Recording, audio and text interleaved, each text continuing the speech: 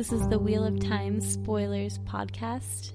Your hosts are Seth Jacobson and Patrick Heiler. Hi, I'm Seth. And I'm Patrick. So I'm going to go ahead and reintroduce Liesel. Say hi, Liesel. Hello. Liesel is one of my coworkers and a huge Wheel of Time fan, and we invited her to come on with us and talk about the next two chapters, because she is really, really good at correcting me when we're having these conversations. So I'm always excited to have someone on here who knows more about the books than I do. I wouldn't say more. I would. But I'm being generous. Yes. Chapter 36 of The Shadow Rising. Misdirections. And our symbol is the moon and stars. For good old Lanfear. The Aiel broke camp early, and were away from Ruidian, while the not-yet-risen sun still sharply silhouetted the far mountains. In 3 parties they wound around Chaendar? Or is it... I think it's Chaendar. Okay. In 3 parties they wound around Chaendar, down onto rough flats broken by hills, and tall stone spires and flat-topped buttes, gray and brown and every hue between, some streaked with long swirls and shades of red and ochre. Occasionally, a great natural arch loomed as they moved north and west, or strange, huge slabs of rock balanced improbably, forever on the brink of falling. Every way Rand looked, jagged mountains reared in the distance. All the wreckage of the breaking of the world seemed gathered here, in the place called the Aiel Waste. Where the hard ground was not cracked clay, yellow or brown or something between, it was stony and stark, and everywhere, split by dry gullies and hollows. The scattered vegetation was sparse and low, thorny bushes and leafless things with spines. The few blossoms, white or red or yellow, were startling in their isolation. Occasionally stretches of tough grass covered the ground, and, rarely, there was a stunted tree, also likely to have thorns or spines. Compared to Chaendar and the valley of Ruidian, it almost looked lush. The air was so clear, the land so barren, it seemed Rand could see for miles and miles.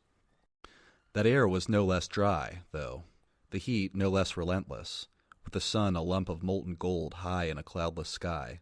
Rand had wrapped a shufa around his head, in an effort to keep the sun off, and drank from the water bag on Jayadin's saddle frequently. Oddly, wearing his coat seemed to help. He did not sweat any less, but his shirt stayed damp beneath the red wool, cooling him somewhat. Matt used a strip of cloth to tie a large white kerchief atop of his head, like some odd cap that hung down the back of his neck, and he kept shading his eyes against the glare.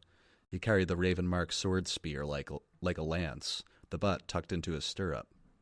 Clearly, he needs a better hat than that scarf. Clearly. It's the sun's in his eyes, he's wiping off the sweat, it's just not doing the job. I love that he just, keeps it after he's out of the waste. Totally. Waste, he's like, this is my hat from now on. From now on. He just, never takes it off, even though he, becomes, a Seanchan prince. Right. I love when he wears the hat with the Seanchan uniform, the, national royal uniform, and they're like, the hat's ridiculous. He's it pisses Tuan off, but she's totally. Pick my battles. That hat must be gross by then, too. He wears it every day. Oh, no kidding. I think it's gross when he gets it. They talk about Kadar wiping the sweat off his brow while he's wearing the damn thing. You know when he hands Matt the hat, it's soaked with Kadar's sweat. This big guy's sweat. Totally. Making something your own. So Rand and Matt are traveling along with the Jindo Sept of the Tardaad. Right. In parallel with the Shaido, right? And they're separated by the Wise Ones train in between, which Rand seems to think is the only reason the Shaido don't just kill them all. He's probably right. Possibly. I mean, it's also would cost them a lot to take down all the Jindo. They're not a small tribe, but yeah. And there's twice as many Shaido there, too. Right. Yeah.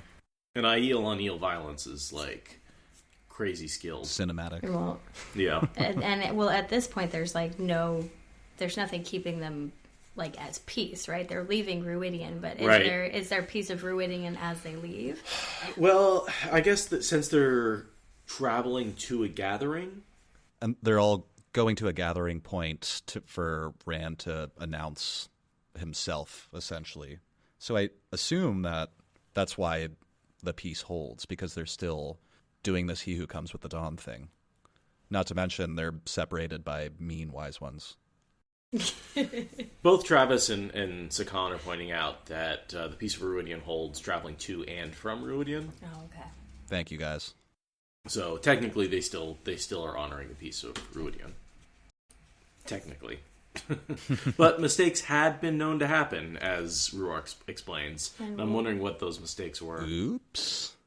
And well, they have already broken tradition by leaving a day early, which they mention right later on in the chapter that they had broken camp a day early, which was completely against tradition. They should have stayed at Ruidian for, 10 days? And they left at day 9? Yeah.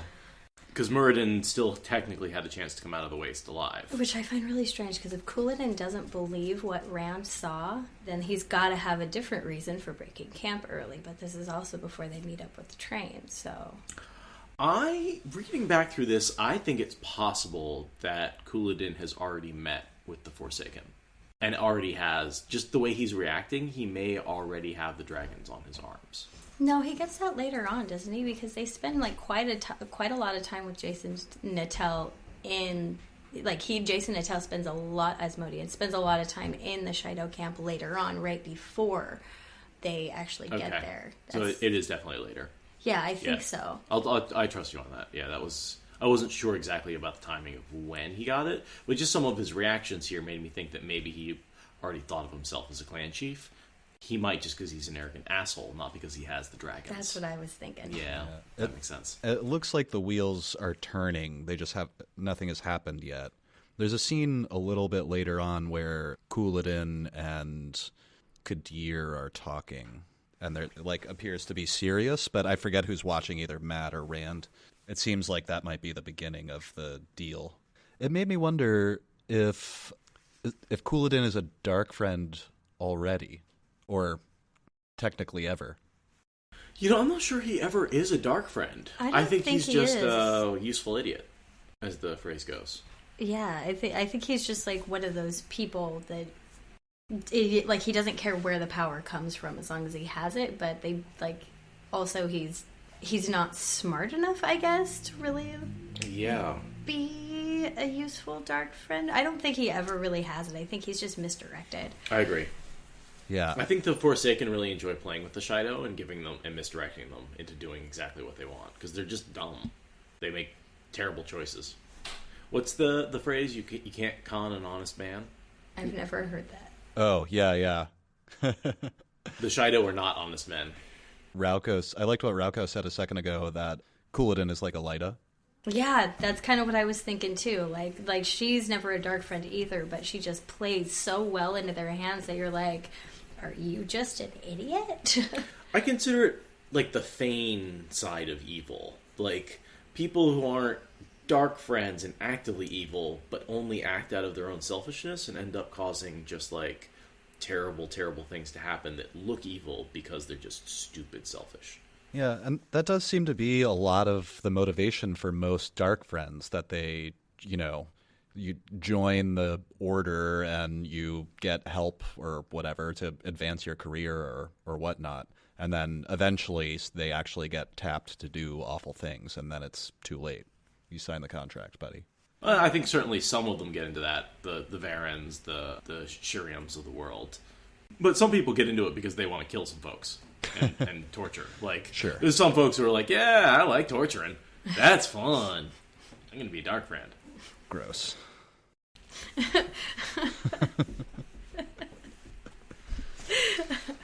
An MLM, multi-level marketing scheme? Yeah, pretty much. You get 2 Darkfriends, and they get 2 Darkfriends, and they get 2 Darkfriends, and eventually everyone's a Darkfriend in the world. And we'll all be rich, and we can all rule the world. Because that's all totally of us. the way that it works. Yeah. After this, I didn't have too terribly much. That Rand assumes Aviendha was sent as a spy, which is more or less true. Almost less. He's thinking he's a spy. I don't really think the Wise Ones are using her to get information. I think they're mostly just spying on him in his dreams. I think they just want him to have a pretty girl to look at. No, they said that. They said that she was like a spy. Like, when they tasked her to do it, they were like, I want you there. But they want him there so that Rand becomes affectionate for the Aiel ways. Well, they say, I mean, they send her technically as, like, a teacher. I mean, she's an awful spy. She's terrible. And, like, they never, like, try and get information out of her. No, but in a chapter or two ago when they task Aviendha, the wise ones in the room say something like, you know, you don't have to do anything except stand around and listen and watch. And then I guess the teaching him about Aiel culture comes a little later. Because over the next scene, she's just, like, preaching to Rand. She's like, let's talk about Elayne's body parts. Yeah, and well, that was another thing, just like Aiel culture that I was thinking was, so she says, have you seen her in a bath? She should have arranged it, which it makes me wonder, like, what is the, like, process of that in Aiel culture that, like, if you, like, catch the attention of or you want the attention of someone, you're like, hey, look at me taking a bath, and you, like, purposefully arrange that? Yeah, you're showing off your body. That's... That you'd arrange to end up in the same sweat tent as the person so they can see you naked. Totally. It's so clever. It really is. I mean, we all do it. We all show off our body. Have you seen an Instagram account? Like, we like to show off. All they're saying is, like, if she's trying to catch your attention, you know, that's like me saying to you, like, oh, she likes you. Why didn't she send you her Instagram account? It's just, well, yeah, it just seems like it seems like a step in their tradition of what they do. Like, it's not unheard of for that to happen. Whereas, like, even, I mean, we were pretty Puritan in our American culture over here. Shocking. Yeah, so that's not, like, necessary to be like, oh, I'm scared, let me cover myself up with a towel, where they're like, hey. But I've, when I was younger, been to parties where there was hot tubs and nakedness, and there was that sort of like, oh, I'm just going to take my clothes off, but there was some flirting going on, you know, and like that definitely can happen even in our modern culture. And I don't think it's quite as normalized. Yeah, this is just, it seems very like, it's part of their steps, I suppose. But they're like, oh yeah, seeing you naked is no big deal. Kissing you touching you on the cheek, that's fucking scandalous. Oh, dude, and don't you dare give anyone a bracelet. Jesus, I mean, if you want to be that forward, I suppose. Poor thing, she's so confused.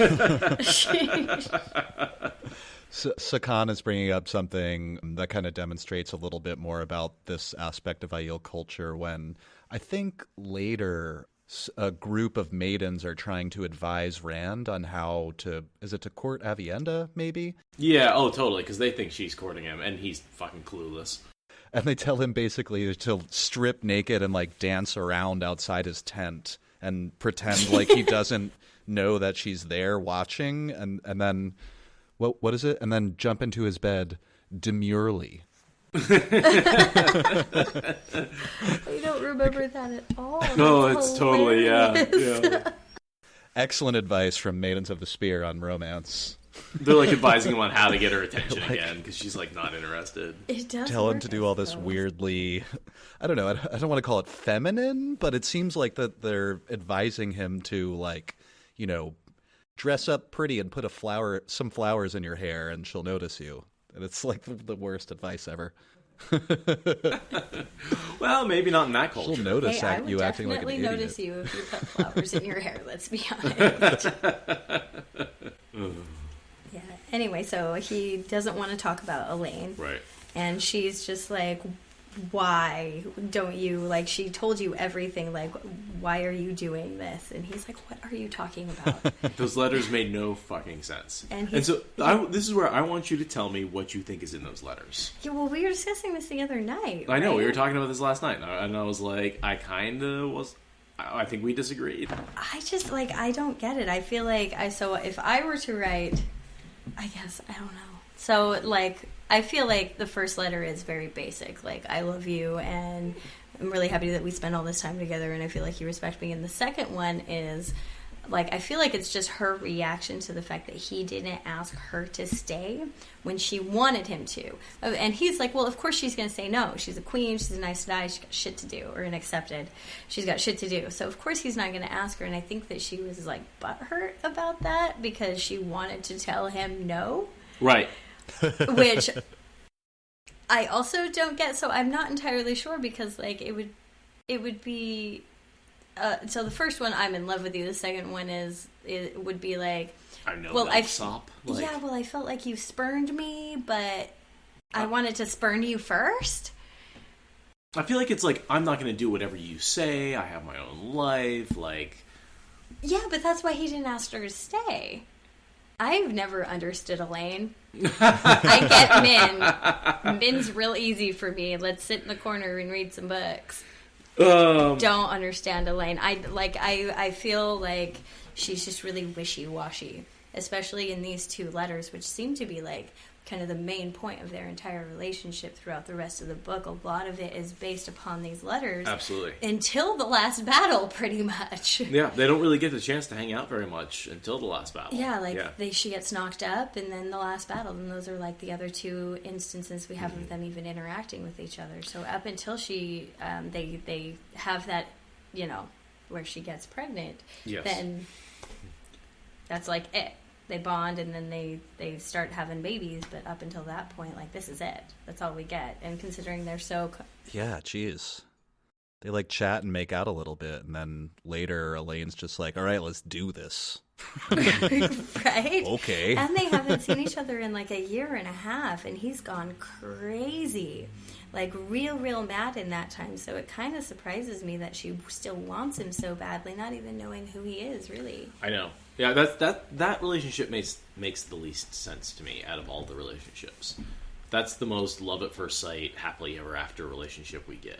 I feel like with Aviendha and Rand, like, it kind of starts out as hatred, and that evolves into love, and, like... It's very Pride and they're Prejudice. very, like, trying not to do it, and, like, yeah, totally. And with Min, like, they are by each other's side, and reliable friends and allies for a year, solid, and... they fall in love and use each other's abilities. But Elayne, it's like, hey, you're cute. You want to have babies? Sure. They must smell really good to each other. On that note, I kind of wanted to point out that at some point when Aviendha is saying, like, she meant every word that she wrote in those letters, and Rand's like, how is that even possible? They contradicted each other point for point. Just after that. What I think it was is she wrote all these things like, I love you, I'll do anything for you, I want to be with you, and then she, like, sort of had a reaction and be like, I just gave him way too much power.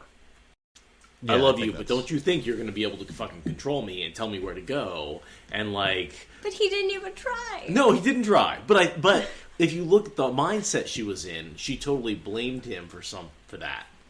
Because she was talking with Nynaeve. And, to be frank... I think it was Nynaeve was pissed at Lan, and Elayne took on those characteristics, and was actually bitching at Lan for Nynaeve, and that's what the second letter is about. What do you think, Patrick? Nynaeve was complaining about Lan, and Elayne was like, yeah, men do suck. And maybe just took on a bit of that color from... Exactly, yeah. Exactly, yeah. Oh, I wanted to point out before, right after the Elayne meant every word comment that Aviendha makes, the first line in the next paragraph is, he found himself missing Min. It's like this kind of simpler, how do I say, more straightforward personality.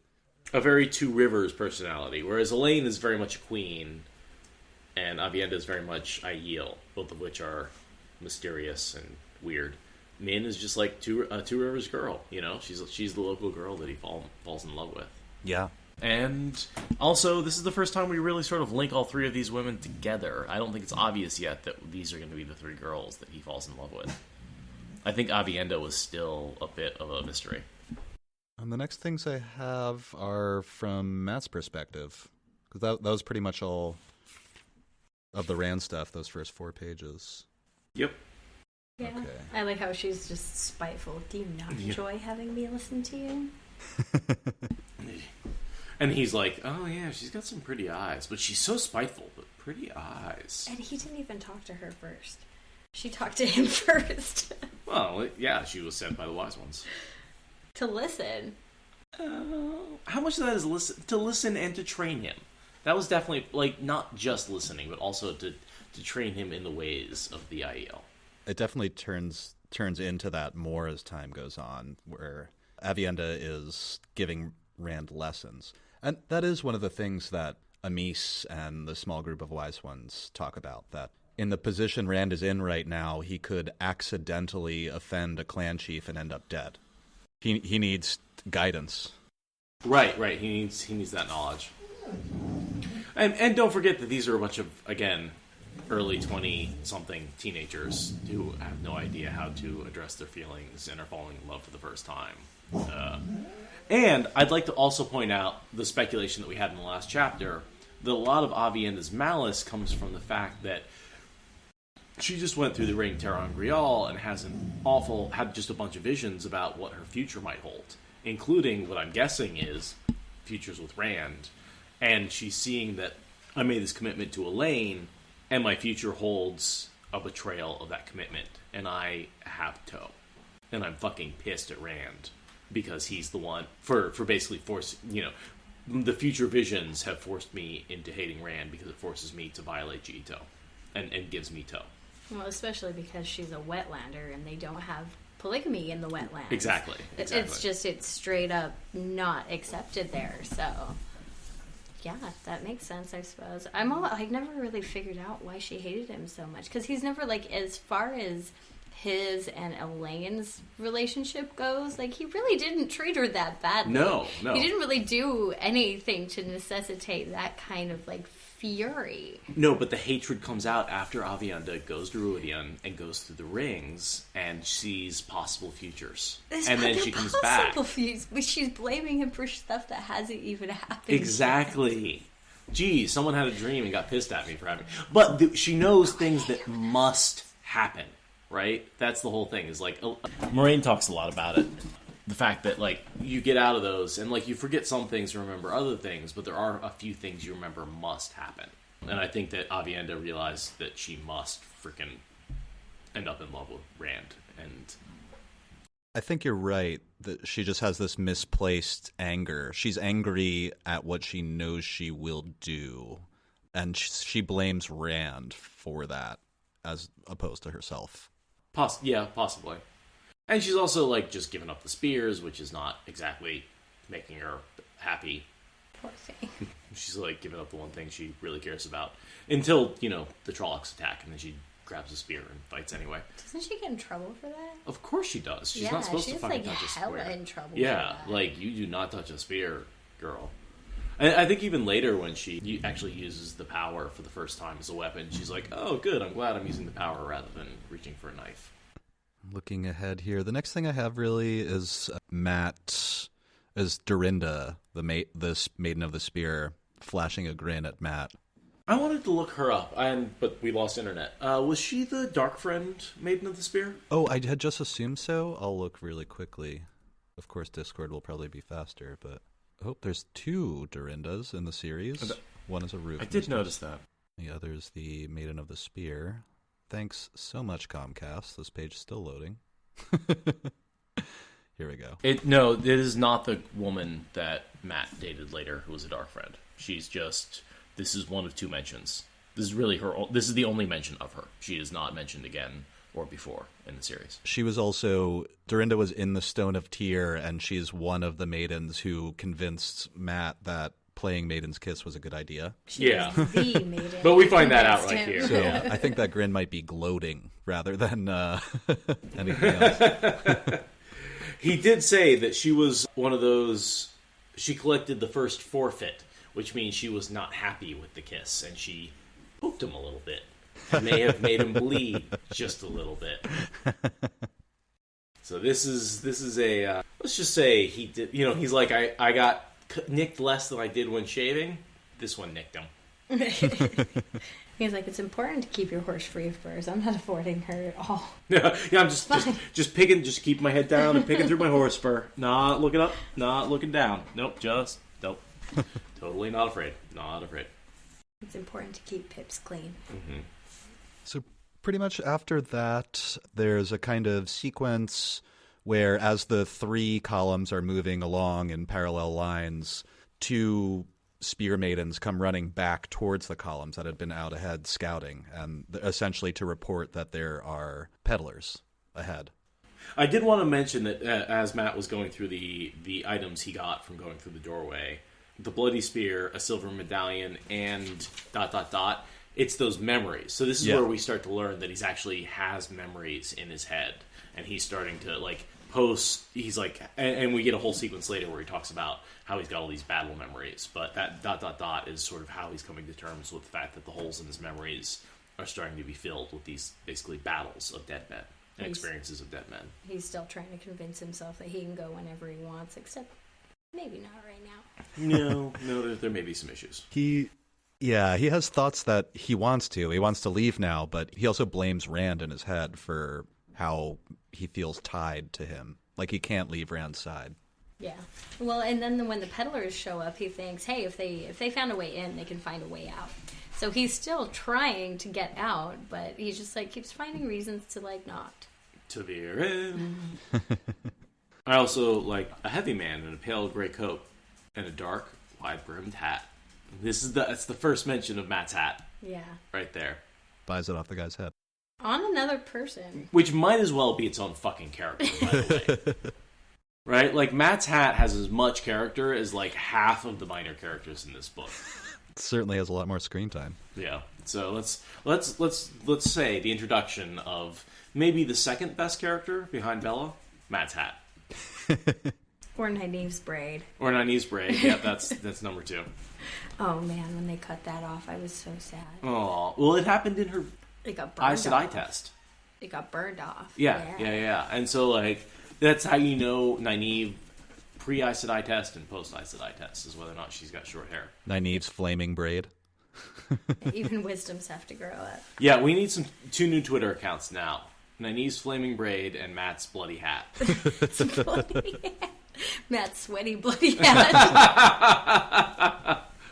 And then you could like set up an alternate account and say Kadir's hat and be like, hey, I was Kadir's hat first.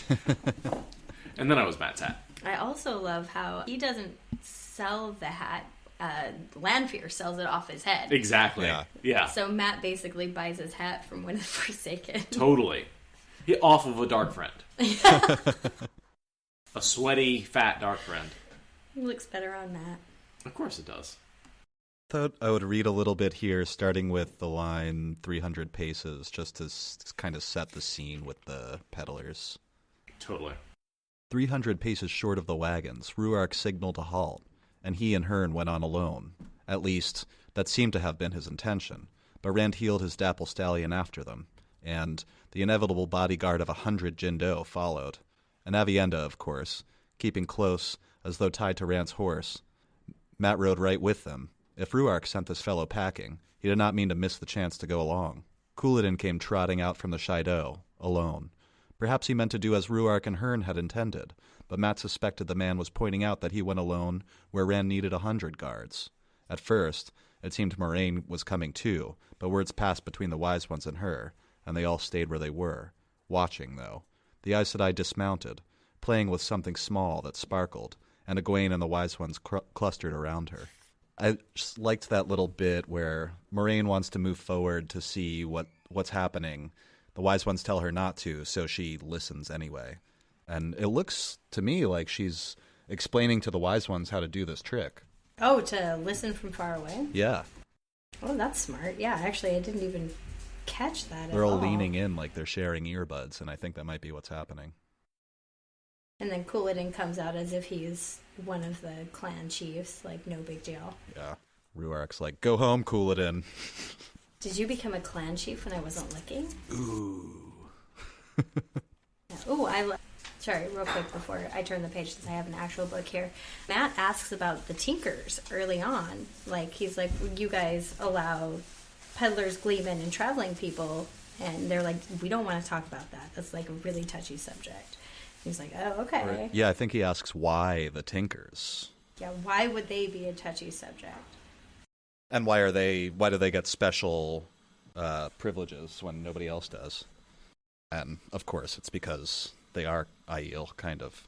But not everybody knows that. So a lot of it, especially with the Aiel, who aren't clan chiefs or wise ones, it's really just tradition. They just have this aversion to non-violence. What does a common Aielman know about that?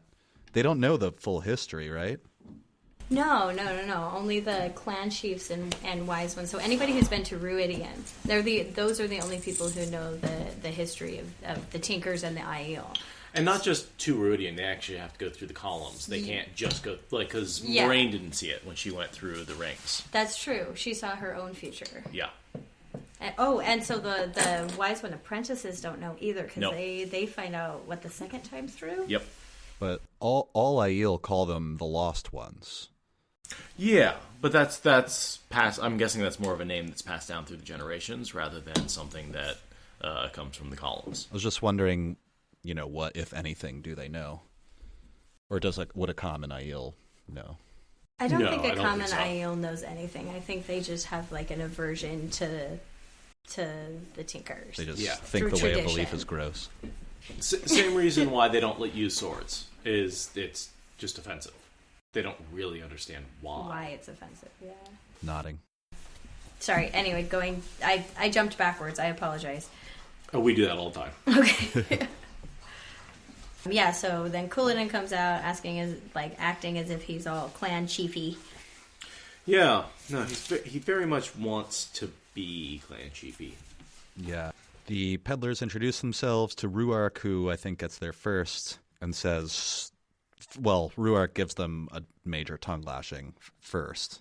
He says, how did you make it this far without a guide? And he's like, I don't know. We didn't run into anybody. And Ruark said, there are always guides. So, do you think they were gatewayed to the middle of the waste? Yep. Me too. Because there's no way they could have gotten that close to Ruidian without someone noticing. Yeah, they weren't traveling through the waste the entire time. They had to have skipped some stuff. Yeah, they know that the people that they're traveling with are high-ranking Darkfriends, but they don't, like later on They don't know say they're Forsaken. they don't know they're Forsaken, but Right. they do something like a gateway. Doesn't that kind of give it away? I feel like you can hide a gateway pretty easily from non-channelers. And they don't know who generated it, right? That's true. It could be like, look at this Tiran Real that we found. It's a thing of the power. Don't you worry about it, little dark friend. I figure it's probably something along those lines, but... Or even just a gateway inside the waste to another place in the waste. Would you really even notice that it's there? I bet you could pass through it, and if you were sort of like, meh. And well, I guess if they linked up, they can make one that was really big size, so you wouldn't actually notice the cutoff in any. But the other thing to think about is timing. How long has it? It's been a week. It's been 9 days, 8 days since Rand went into used the portal stone and went into the Ruidian. Well, so Culan and his brother Moradin, he was in for what, 3 days before Rand went in? Yeah, and he was in for 9. Yeah, and they left it 9 days. So 6 Rand's days. been there for 6 days. Well, he was in there for 7 days. We know that. So Muradin must have been in there for 2. So I'm not sure how the math works. Yeah, Muradin must have only just been in there for 2 days beforehand. Okay. So they're and they went in right away. They didn't. They went through the portal stone. They went directly in, and were maybe 2 days later. So maybe 8-9 days after Rand used the portal stone, and here the Forsaken are showing up. Yeah, there's no way to get that. They deep in didn't with travel that. overland. Yeah, there's They no way to couldn't get have. that deep in. It has to have been a gateway. Yeah, I did notice that. Which begs the question: where did the Trollocs come from? That is a good question. How did they get? That is a good question, and I have no answer. Well, you can portal stone the Trollocs. Yeah, I just assumed that the Forsaken brought them there. You're right, because they can't go through gateways. No, they because can't. die. Exactly. Oh, that's a good point. I totally forgot about that. So are there way gates in the waste? Yeah, Mackenzie, that's a good question. I don't think so. Maybe they've just been traveling from the Blight. I don't think so. I think it's too long, too far. I think it must have been a portal stone. It's the only explanation. That's what I'm thinking. Because I don't think there are any way gates. I can't think of any that are mentioned. And usually way gates are outside of where an Ogier Grove at least once was. And it seems pretty unlikely that there are any groves in the waste. Yeah, I don't think there were ever any groves in the waste. They never built any cities or built any groves to comfort themselves. The groves were before the breaking of the world, though. So no, they were after. Oh, wait, are you sure? Mm-hmm. The groves were created by the Ogier as a place to... when they were lost. To remind themselves of the steading when they were building for the cities. Help fend off the longing. Totally. And they didn't start growing the ways until after the breaking with the Terran created by the male channelers. Yeah, you're right. And Pumple the Boot. So I'm guessing Portal Stone. We know there were Portal Stones in the Waste. Rand took one to Rodian. That seems to be the only way to actually transport. Now, they could be in the spine of the world, but again, I think that's just too far away. Although Rodian is pretty close to the spine of the world, so maybe you take the ways to the spine of the world and come from there. But that doesn't explain how they avoided all the Aiel patrols. Well, I mean, we can think on that for a little bit because we've got another chapter before it actually happens. Oh, geez, am I talking about the wrong chapter? I'm sorry, guys.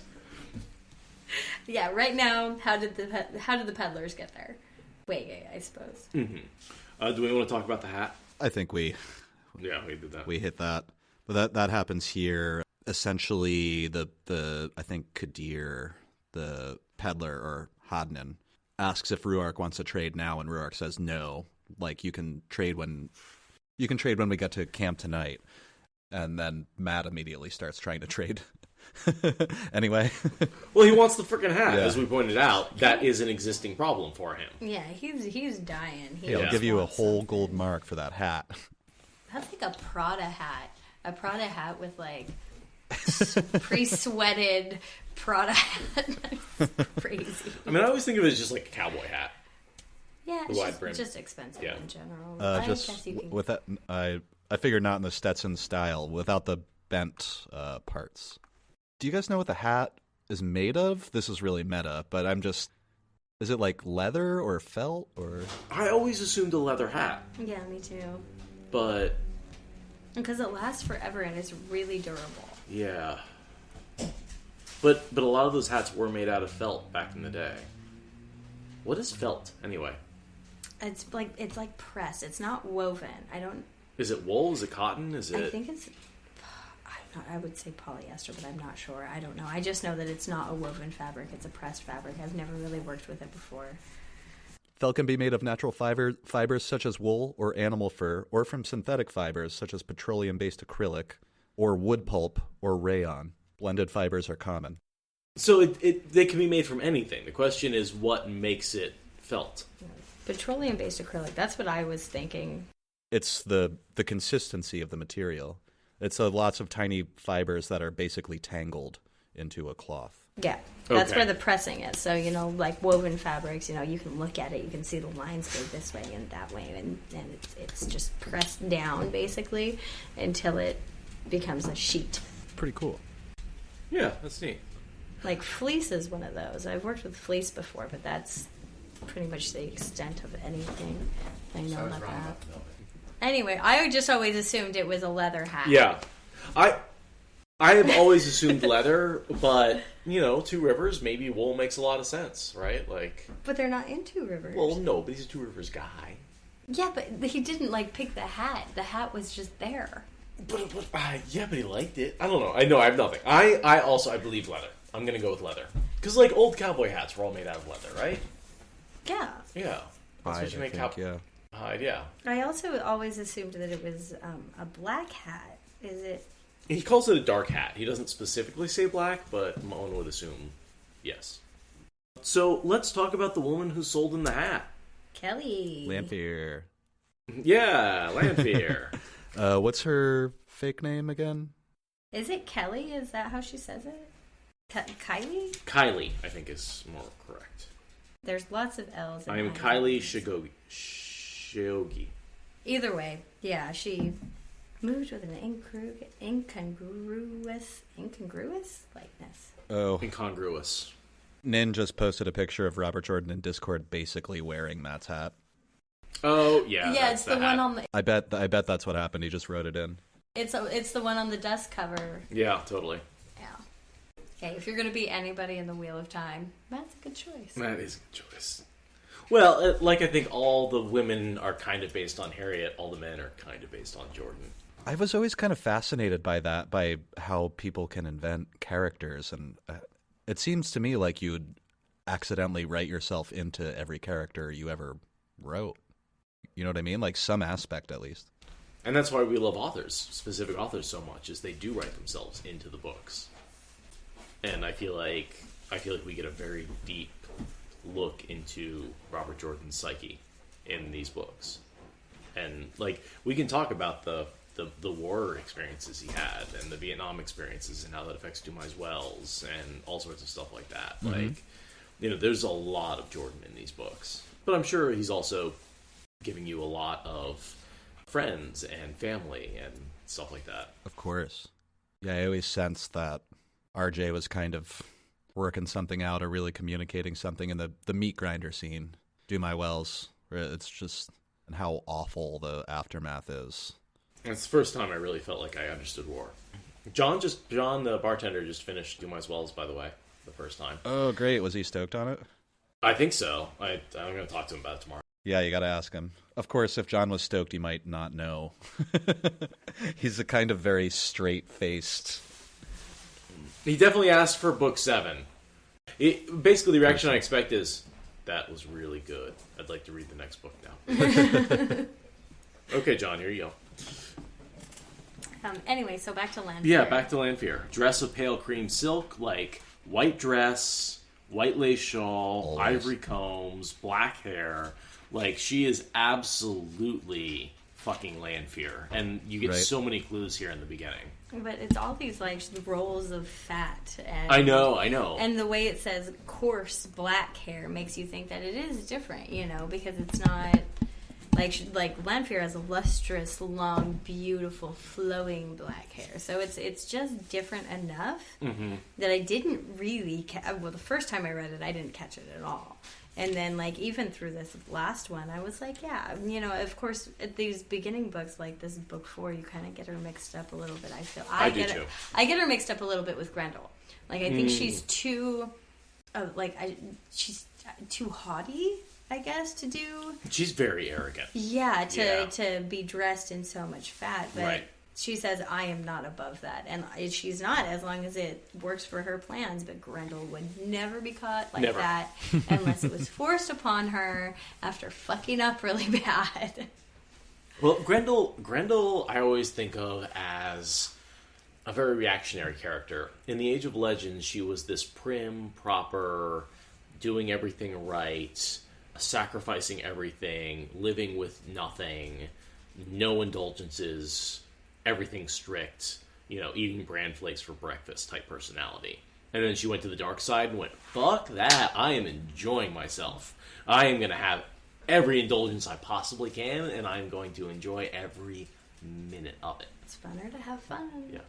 Yeah, that's kind of her origin story. And hey, quick plug to audio-only folks. There is a character analysis episode that we did on Graendal, which is available through Patreon. Give us money. It's a good episode. There's a bunch more episodes like that as well. We're slowly working our way through all of the Forsaken. Yeah, we've hit a bunch of lore. We've hit all the Forsaken. We're looking at Slayer, which is going to be a really exciting one. That one always confused me. The first read through, I was like, "What the hell?" Yeah, Slayer's a confusing character. Let me tell you, trying to write show notes, I like roughed out the outline. Then I was like, "Oh my god!" And I haven't picked it back up in a week. I mean, I'm moving and stuff, so there's that. But there's a lot there because Slayer is it's essentially 3 people. 3. There's Slayer, and then there's Luke and Isam. That you have to... So to talk about Slayer, you have to talk about all 3 of those. You know what I mean? It's going to end up way longer than any other... 2 origin stories, and then 1, like, combo. And then there's a whole relationship that goes on inside the same body. And they actually... You know, one of the things I really like about those 2 is they work together so well. Like, they sort of contradict the typical bad guy stereotype of... evil people not being able to work together. Like, Luke and Isam both fucking hate Perrin. Like, it's an encouraging message of cooperation and love, and you know, I want to do like a feel good movie of Luke and Isam like in a field with flowers, holding each other's hands, spinning in the circle. Best relationship in the Wheel of Time. Right. BFFs forever. And ever. And ever. Yeah, well, whether they want to be or not. They only need 1 Claudia ring. I mean, it's got to save on rent. And then I like how she turns to Matt and says, I seldom offer any man a bargain twice. And I think she's referring to when she came to him in the White Tower, and offered him glory then. Totally. And now she's offering him the same sort of bargain. And she's like, yeah, I've already offered you this, and I'm offering it to you again. And he just doesn't realize it's fucking Lanfear offering him the same bargain again. I'll just bring it up now. I thought it was very interesting that Rand immediately doesn't trust the peddlers. And I feel like this actually isn't madness. He's not, not paranoid. No, he sees them as Darkfriends. He knows they're Darkfriends. He knows that the Forsaken are here among... I believe from his dreams, that he knows the Forsaken are coming for him. And I think he planned it that way. I think when he went into Rodian, when he took the Portal Stone, the plan he made in Tyr expected the Forsaken to show up. Yes, which is smart of him. And the timing's too convenient and all that kind of stuff. So. Yeah. A little bit more of Jiito, except how it's not Jiito, and prejudice against the Shaido. Totally. Well, I noticed how Lanfear immediately looks at Aviendha and says, what a pretty child, who also happens to be very strong in the power. I'm guessing she senses that right away, which is why she turns to Aviendha and comments on her. Well, and the fact that she's right next to Rand, and she's attached to Rand. Right. And she says, baring her teeth. Mm-hmm. Who is Aviendha? Well, the pretty child that hangs out next to him all the time. I don't know why she has so much trouble figuring that one out. Right? Like, that to me, there's another... I think it's a mistake in the Brandon Sanderson books I noticed. So this is a total divergence. But if you look at Perrin's chapters, he is very early on told that Gawain, son of Morghese, is in charge of the White Cloaks as the new captain commander. And then a couple of books later, he's like, I wonder who's in charge of the White Cloaks. Galad. What did I say? Gawain. I said Gawain. I mean Gawain Galad. can't lead shit. Yeah. But no, Perrin is told that Galad is in charge, and he knows who Galad is. And then later he meets Galad and is like, I wonder who this guy is. Or maybe he just doesn't remember. Perrin's not always the most present. I'm just saying, so Balor tells him exactly who it is. Yeah, has he ever met Galad? Maybe he just doesn't know what he looks like, so he knows the name of the person in charge, but he doesn't. So when he sees him in person, though, he doesn't know that he is Galad or Galad. Balor tells Perrin that Galad is in charge of the White Cloaks. So Perrin should know that. Well, also in Perrin's defense, the White Cloaks have 3 leaders in 2 years. No, that's fair, yeah. Oh, I'm just saying, like, you can tell me that, so-and-so is in charge of this, but if I saw them on the street, I wouldn't know that was them. I wouldn't even remember that you said that to me. Yeah, but... I'm the worst person it's not like ever. he saw him on the street. He saw him in charge of the White Cloaks. He may not have just been paying attention to Balor, but the information was given to him. Anyway, totally random thought. His eyes are dangerous. Yeah. So, Kadir's... Do we want to talk... there was a gleeman back at the wagon. Yeah, Matt points it out. Good, did you see there was a gleeman? And Rand just kind of ignores him. And that's Asmodean. Who, he has some dialogue in the next chapter. Yeah. He's a shitty gleeman. His eyes, Rand said, without looking away from the wagons. A dangerous man. Matt frowned at him. Whose eyes? Couladin's? Kadir's eyes. All that sweating, going white in the face, yet his eyes never changed. You always have to watch the eyes, not what he seems. Sure, Rand. Matt shifted in his saddle, half lifted his reins as if to ride on. Maybe silence had not been so bad. You have to watch the eyes. Rand changed his study to the tops of the nearest spires and buttes, twisting his head this way and that. Time is the risk, he murmured. Time to set snares. I have to avoid theirs while setting mine. There was nothing up there Matt could make out beyond an occasional scattering of brush and, now and then, a stunted tree. Aviendha frowned at the heights, then at Rand, adjusting her shawl. Snares? Matt said. Light, let him give me an answer that isn't crazy. Who's setting snares? For a moment, Rand looked at him as if he did not understand the question. The peddlers' wagons were starting off with an escort of maidens loping alongside, turning to follow the Jindo as they trotted past, mirrored by the Shaido. More maidens sped ahead to scout. Only the Aiel around Rand stood still, though the Wise Ones party dawdled and watched, and from Egwene's gestures, Matt thought she wanted to come check on them. You can't see it or feel it, Rand said finally, leaning a little towards Matt. He whispered loudly, as though pretending. We ride with evil now, Matt. Watch yourself.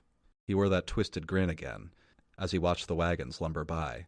You think Kadir is evil? A dangerous man, Matt. The eyes always give it away. Yet, who can say? But what cause have I to worry, with Moraine and the Wise Ones watching out for me? And we mustn't forget Lanfear. Has any man ever been under so many watchful eyes? Abruptly, Rand straightened in his saddle. It has begun, he said quietly. Wish that I have your luck, Matt. It has begun, and there's no turning back now, however the blade falls. Nodding to himself, he started his dapple after Ruark, Aviendha trotting alongside, the 100 Jindo following. Matt was glad enough to follow too. Better than being left there, certainly. The sun burned high in the stark blue sky. There was a lot of traveling yet to be done before sunset. It had begun? What did he mean it had begun? It had begun in Ruidian, or better, in Emond's Field on winter night a year gone. Riding with evil and no turning back? And Lanfear? Rand was walking the razor's edge now, no doubt about it. There had to be a way out of the waste before it was too late. From time to time, Matt studied the peddlers' wagons. Before it was too late, if it was not already. So what I think has begun is Rand's plan to capture a male Forsaken to teach him to channel. That... You think you think that Rand had a plan to do that? Absolutely. I think his plan in Tyr was to go to the waste, grab the Aiel. He expected the Forsaken to show up, which is why he was expecting the peddlers. And he was setting a trap for Asmodean the entire time. But how was he going to make that work without Lanfear?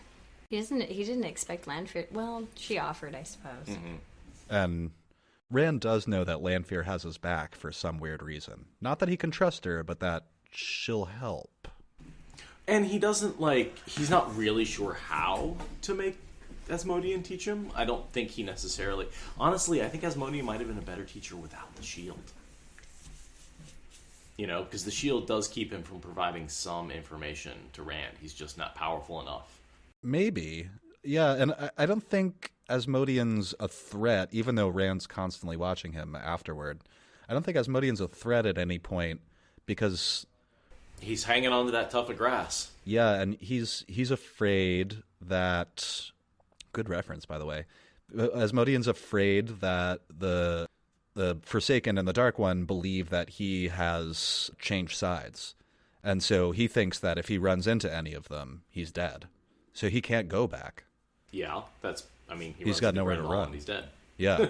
Yeah, he's immediately struck down this first time he runs into Forsaken. So I guess I just always thought that it has begun was because he was going to go and proclaim himself, he who comes with the dawn, and tell the Aiel what happened as far as their history with the Tinkers.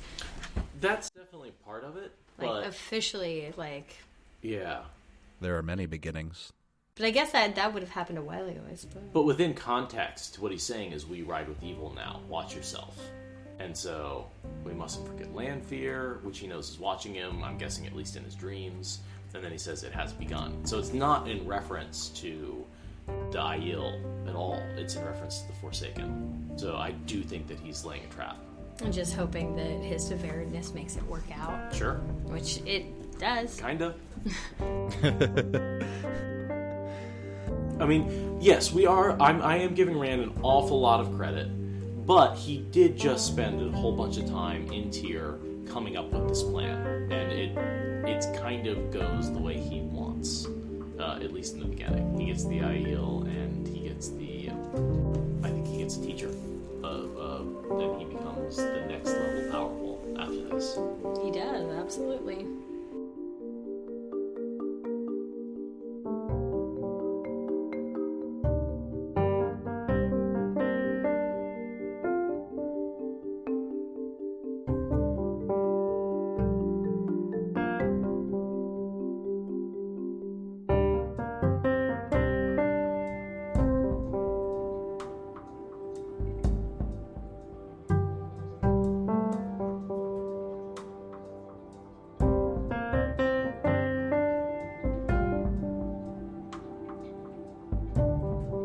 We wanted to quickly let some of you folks out there know who don't already. If you have been listening to this podcast for a while, you probably do already know.